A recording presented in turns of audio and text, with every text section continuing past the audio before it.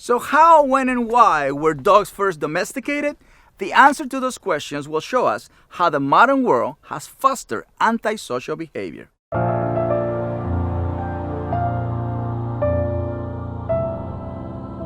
Scientists have been debating when dogs were first domesticated since the days of Charles Darwin.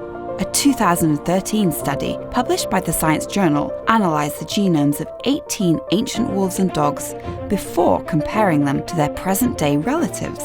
Researchers concluded that dogs were most likely domesticated in Europe somewhere between 19,000 and 32,000 years ago. Now, that's just one study.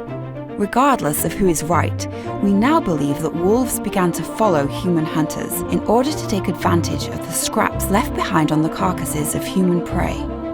Humans took notice, and over time they began to work with the wolves as the animals most likely assisted the hunters in locating prey or keeping other carnivores at a distance from the hunters.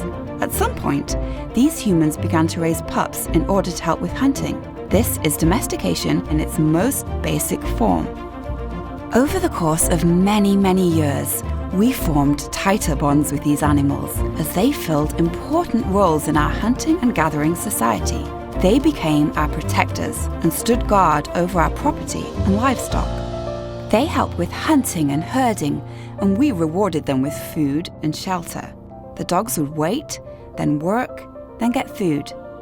This is where Cesar's fulfillment formula, exercise, discipline, then affection, came from. It is a primal line of thinking that reconnects us to this earlier balanced relationship.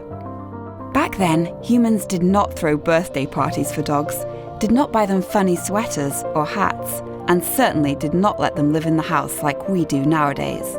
So what happened? When did the shift occur when dogs went from working alongside humans to being carried in handbags? That process began during the Industrial Age.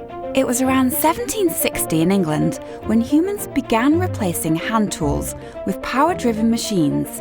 Land work gave way for intellectual development. Many hunters and farmers became factory workers.